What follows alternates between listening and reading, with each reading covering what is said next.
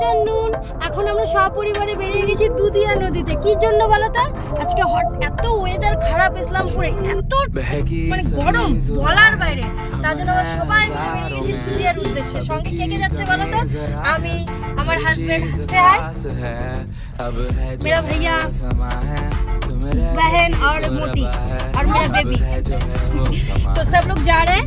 तो अभी दुकान उठेंगे, कुछ सामान लेना है, उसके बाद दुकान से आके आपसे मुलाकात होगा।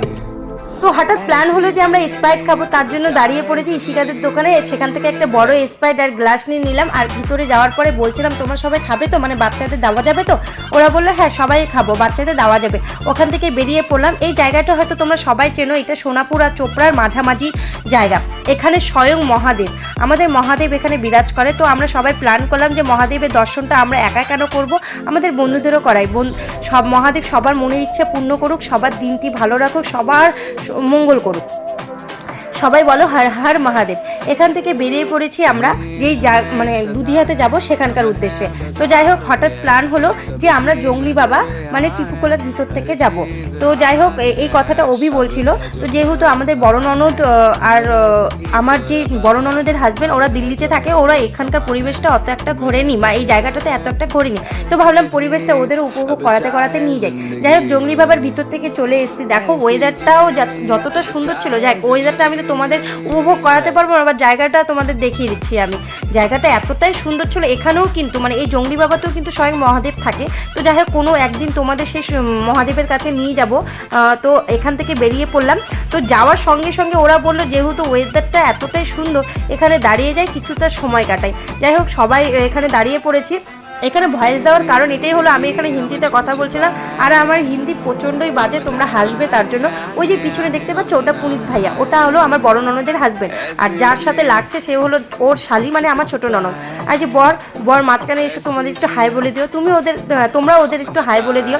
যাই হোক এখানে ওরা প্রচণ্ড পরিমাণে মারপিট করছিল, আর একজনের পিছনে একজন লাগছিল। এরা এরকমই করতে থাকে যতক্ষণ থাকে, খুব হাসি মজা নিয়ে এরা থাকে।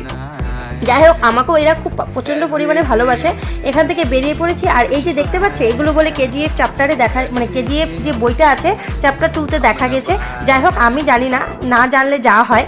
তো বলছিল এর বৃত্তান্ত বলছিল, এর মানে এর ভিতরে কি কি থাকে বা এটা কি কাজে লাগে, যাই হোক এগুলো ব্যাপারে বলছিল। যেহেতু আমি জানি না, ওরা আমাকে যা বলছিল, মানে আমাদের মান্যগণ্য ব্যক্তিগুলো আমাকে যা বলছিল আমি সেটাই মানে মেনে নিয়েছি।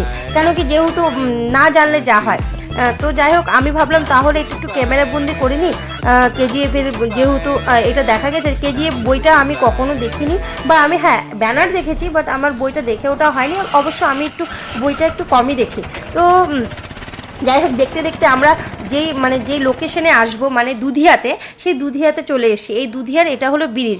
আর ওই যে নিচে দেখতে পাচ্ছ এটা হলো তোমার আমরা যে মানে যেখানে স্নান করব সেখানে। তাই হোক এটা ব্রিজের উপর থেকে চলো নিচে যাই, তোমাদেরও সঙ্গে নিয়ে যাই। এই দেখো আমরা গাড়িটা পার্কিং করে রেখে এসেছি, দেখে কত সুন্দর মনে হচ্ছে না আমরা ছোটোবেলায় যখন হ্যাপি নিউ ইয়ার কার্ড বন্ধু বান্ধবীদের দিতাম সেরকম জায়গা। হ্যাঁ সত্যিই সেরকমটা জায়গা, যারা যারা গিয়েছো তারা হয়তো জানো। ছবিটা আমার মোবাইলে অত একটা ভালো ক্যাপচার করতে পারিনি, বাট খুবই সুন্দর। তো আমি যখন এখন স্নান করতে নামবো তখন ভাবলাম আমার যেহেতু ভালো ফোন নয়, ফোনটা যদি জলে পড়ে যায় আমি আর নেক্সট টাইম ভিডিও করতে পারবো না বা ফোনটা ইউজ করতে পারবো না। তার জন্য ভাবলাম স্নান করার আগেই তোমাদের মানে ভিউটা দেখিয়ে দিই। আর এতটাই অসাধারণ ভিউ ছিল না, মানে আমি মনে হচ্ছে আমি এখন আবার ছুটে চলে যাই, যদিও বা সম্ভব নয়, সবসময় হয় না। তো ভেবেছিলাম ভিডিও করা যাবে না, তো যেহেতু আমার সঙ্গে আমার ভাগনা গিয়েছিলো, মানে ছোটো ননদের ছেলে গিয়েছিলো, ও বললো মিমি দাও আমি তোমাকে ভিডিও করে দিই। তো যাই হোক বাচ্চা মানুষ যখন বলেছে আমি সাহস করে দিয়েছি। আর যদিও বা বাচ্চা মানুষের হাতে ফোনটা দেওয়া উচিত হয়নি আমার, যাই হোক ও যখন আবদার করেছে আমি দিয়েছি। ও ভালো ভিডিও করতে পারে না, যেহেতু একান্ত মানে একদমই ছোটো। তো তোমরা একটু ম্যানেজ করে নিও। আর নিচ থেকে সবাই খ্যাপাচ্ছিলো তোর মিমি কি ভিডিও করবি, আমাদের ভিডিও করবি না। যাই হোক ওর কথা মতন তাদের কথা মতন তাদেরও একটু ভিডিও করে নিয়েছে। আর আমি গরম পাথরটার উপর দাঁড়িয়ে আছি, নিচে এতক্ষণ ঠান্ডা জলের উপর ছিলাম, ভালো লাগছিলো। ওখান থেকে স্নান করে আমরা বেরিয়ে পড়েছি বাড়ির উদ্দেশ্যে। কিন্তু না, আমি ভেবেছিলাম বাড়ির উদ্দেশ্যে বেরিয়ে পড়েছি, কিন্তু অভি বলল যেহেতু পুনিত ভাইয়ারা সবসময় আসে না, ওরা 3 বছর 4 বছর পর পর আসে আর ওদের কখনো ঘোরানোও হয় না, তো যেহেতু আমরা ঘুরতে এসেছি তাহলে 5 কিলোমিটার উপরে হলো আপার দুদিয়া আছে, চলো পুনিত ভাইয়া আর পুষ্প আর আন্নাকে ঘুরিয়ে নিয়ে আসি। ঠিক আছে, আমিও বললাম যে ঠিক আছে চলো 5 কিলোমিটারের উপরের ভিউটা ওদের দেখিয়ে নিয়ে আসি, মানে 5 কিলোমিটার উপরে পাহাড়টা ওদের দেখিয়ে নিয়ে আসি। তো যেরকমটাই প্ল্যান করেছি ওরকমই ভাবে আমরা বেরিয়ে পড়েছি। আর এটা হলো আপার দুদিহার ব্রিজটা, দেখো কি সুন্দর লাগছে না, মনে হচ্ছে না মানে খুবই সুন্দর লাগছে, জানি না কার কাছে কেমন লাগছে, আমার কাছে খুব ভালো লাগছে। তো আপার দুদিয়াতে ফাইনালি পৌঁছানোর পর আমরা ঘুরে টুরে নিয়েছি, কিছু ছবি তুলে নিয়েছি, যাই হোক ক্যামেরাবন্দি করা হয়নি যেহেতু সবাই একসঙ্গে থাকলে ফোনটার কথা মনে থাকে না। তো আসার সময় মনে পড়লো যে আমি রিলস বানাবো, তো এটা হলো রিলসের পার্ট। এই রিলসটা আমার ফেসবুকে ছাড়া আছে, আমার ফেসবুকের নাম হলো প্রতিমা সিংহ রায়, তোমরা গিয়ে দেখে নিতে পারো। তো বাড়ির উদ্দেশ্যে আসার সময় তখন বর বললো কি নেপাল যাবে, এখন চা খাবে সবাই। তো তোমরা শোনো এখানে কিছুটা অরিজিনাল ভয়েস শুনো। দেখো একটা করে লিচি ড্রিঙ্ক নিয়েছে, তো তাই বললাম যে লিচি ড্রিঙ্কও খাবে সঙ্গে চাও খাবে, কত সুন্দর একটা কম্বিনেশন, এখন শরীরের ভিতরে গিয়ে ঘাটবে টোটালটা। তো চাটা খেয়ে নিই, তারপরে তোমাদের সঙ্গে কথা বলি। যাই হোক কিছুটা অরিজিনাল ভয়েস শুনলে ওখানে কারণটার জন্যই আমি মানে ভয়েস দিইনি। তো অ্যাট লাস্ট আমাদের ঘোরা হয়ে গেছে, কমপ্লিট হয়ে গেছে।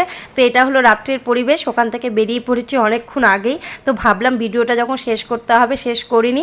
তো আমার ভিডিওটা এই অবধি, বন্ধুরা তোমরা আমার পাশে থেকো, আমাকে সাপোর্ট করো, যেহেতু আমি একদমই নতুন, আমি কিছুই জানি না ভিডিওর ব্যাপারে, এডিট করতে জানি না, ভিডিওর ব্যাপারে জানি না, ভিডিও কীভাবে সেটিং করতে হয় কিছুর ব্যাপারে আমার নলেজ নেই। যতটা আমি মোবাইল দেখে দেখে করার চেষ্টা করছি, আমার পাশে থেকেও আমার তরফ থেকে তোমাদের অনেক অনেক ভালোবাসা রইল।